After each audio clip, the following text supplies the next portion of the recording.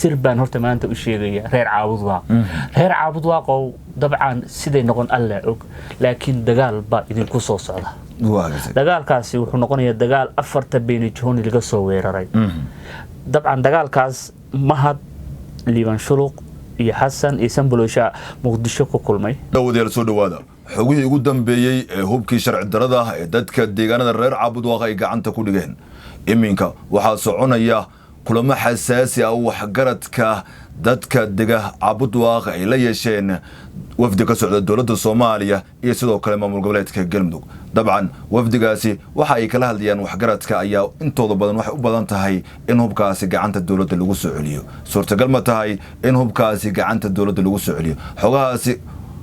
أولاً وحى إيشكوها يسلم مركان على السعودي إنجنير عبد الغني دارجاس إنجنير سلو. وما سنتي باشا ونورت الدولة دويتمي ويصير قارمها جودها بايمي وولي بقواس كده هاي ميادن قواس كي هاين عين واحد كستمها وقالها هاي أدو قد جعمة جلجرة هوس بالورقة ويصير فرتاج وقاسكي بيلها سروا كبرارتي طبعا هدنا الشلق قلب مركي مادين باش وقاسكو حكون أرض إسكان استمجال جيس كده ويديدين وقاس هدان كل ما هنا هدان كل ما هنا وقاسكو سيهر سراب وقصور دوي قصر جيسا بقولها الله دولد وحي ودانيه وح عن معقول قال أهين ما وح impossible تنقل أي وده وح أي تاي دولدو waxay tiri hubkii baan soo celinayna hubku markuu shacabka cantiisa galana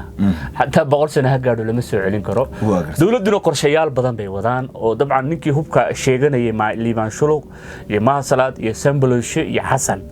muqdisho ku shireen intaan taagelinin caayeen ugaaska iyo fartaag wixii dhex maray baan ku sheegaya fartaag wuxuu dhahay ugaas maanta gundahagan Allah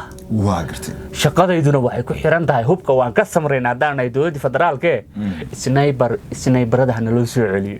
ugaaskina wuxuu ku dhahay anu gacanta wax kuma hayo shacabana waxaan la tagay bal waan eegi doonaa maxaad rabtaa ugaas waa ku bariya xataa hal sniper oo fartaag ahaan ah oo shaqadeyda aan ku badbaadsado fartaag hadda markuu muqdisho ka dago wala casilayaa faaya ma maqashay sababta lama taqaana fartaag waxa la dhahay tolka soo xiriir soo garbado hubkana iga soo qaad haddaad iga soo qaad weydid shaqo hayso doonan fartaag isaga seefta qaadaysa fartaag iyo Cabdirashiid Jananka gudoomiyaha ku xigeenka Nise labaad laga dhigay adigu nimanka muqdisho joogay beelweynta sadama reexan iyaga daadka qaadaya hadii xal keeni waayeen فذا وين يا طبعا دول هوغنيسا مدحوينه حسن شيخ محمود iyo dawladii Soomaaliya fada xadaas oo ah in warqada dabcan isdiidan ay soo baxayaan maamulkii galmudug wuxuu leeyahay dawladdu waa inay nagala shaqeeysaa sidii aan ku soo qaban lahayn dadkii ka dambeeyay hubka sharci darrada ah inay dalka soo galiyaan ama deegaanada galmudug ay soo galiyaan halka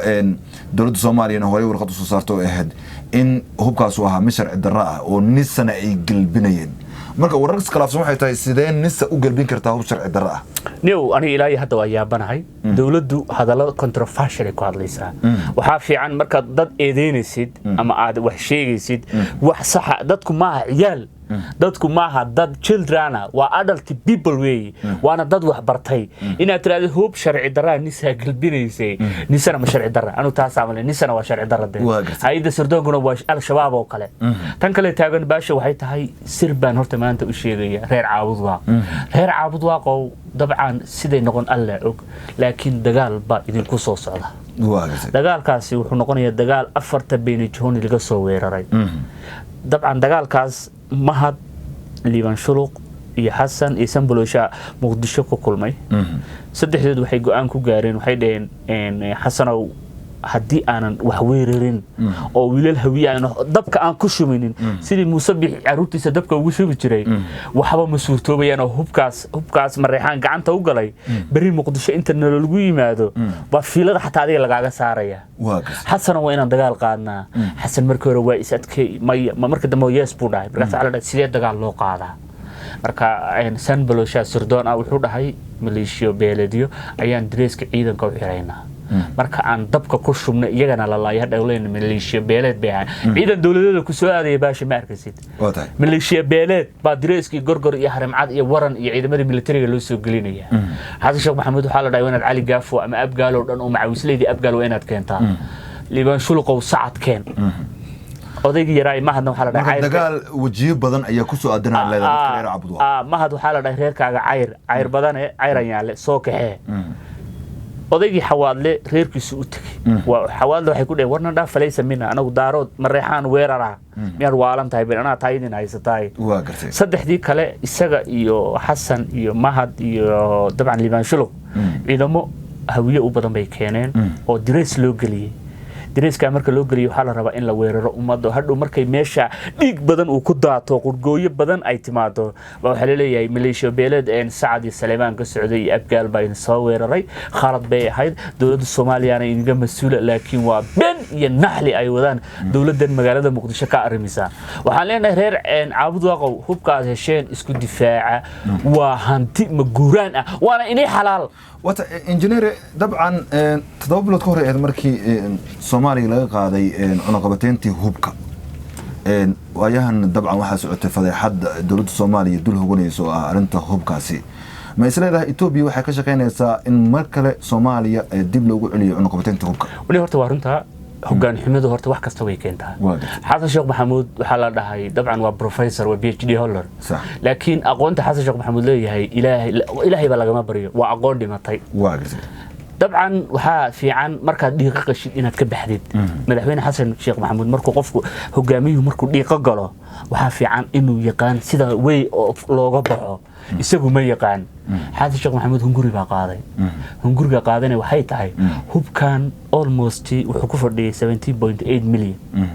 lacag fiican baan u dul saarnayd hadii kooxaha argagixisada heli lahaayeen halis ay ahaan lahayd sina lacag fiican ayuu ku dhufan lahaa laakiin ilaahay baa fathul makka ma maqashay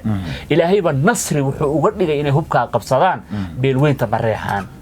marka xasan sheekh maxamuud waxaan u maleynayaa aqoontiisu waa aqoon dhimatay aqoon liidata weeye haddana dawladda Ethiopia hadda labada maalmood ay nagu soo aadan isniinta wixii ka bilowda UN waxay ka shiraysaa in cunaqabateyntii sectionka oo hubka Soomaaliya in dib loogu soo celiyo taasina waa wax lama huraan ah dhabar jab weyn ay ku taaleeda dadka Soomaaliya tusaale ahaan dawladdii hore Maxamed Cabdullaahi Farmaajo waxaa jirtay haday hub u baahan tahay dawladda Soomaaliya maanta baashow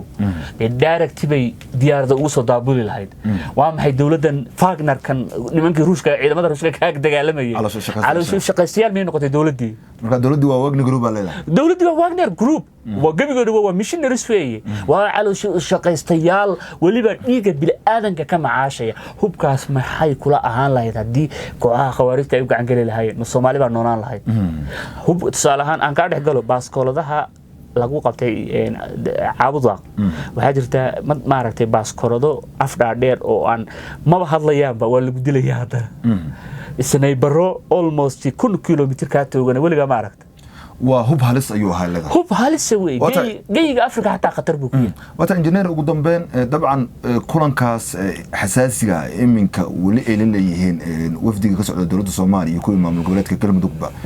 wax garadka reer Cabudwaaq ama beesha sida mareexan ma isleedahay hadii ay ka soo baxaan qodobo ah in hubkaasi mar kale dib loogu celiyo gacanta dawladda maya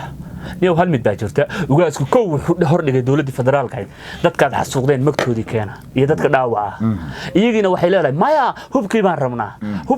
hubkan sharci darro soo ma ahayn nisana soo ma hogaaminayn nisa hay'adda sirdoonka ma waxay noqotay al-shabaab waa maxay hubka sharci darrada wadanka soo gelinayso marka ugaasku wuxuu taagan yahay laba mid yeela hub dad shacab gacantooda galay si loo soo celiyo way adag tahay qorshayaal fara badan bay u baahan tahay qoladii Galmudug horta waxay taagan tahay qorqor wuxuu taagan yahay anaga wax u baahanay leeyahay dadkii ka dambeeyay hubkan dawladdu ma sheegayso madaxweynaha laftirkiisa baa dealer ah madaxweynihii dhamaaba dealer ayaa sheegaya wata dawladyaal xogaha ku saabsan hubka sharci darrada dadka deegaanada reer Cabudwaaq ay gacanta ku dhigeen barteenan Facebook iyo YouTube-keena Baashi Cumar ayaad kala socon doontaan dawlad ma isleedahay haddii kulamadaasi waxgaradka reer Cabudwaaq lala yeeshay oo dawladdu la yeelatay waxa ka soo bixi kara in mar kale dawladdu ay hubkaasi ay gacanta u dhigto waxa leedahay dawladdu waa isdaalinaysa oo kaliya hal bacaad lagu lisaweeyay hawsha ay ka wado dadka deegaanada reer Cabudwaaq arrinkaasina maaha mid suurtagalayo halka oo aragtidina ku soo lifaaq ama santiin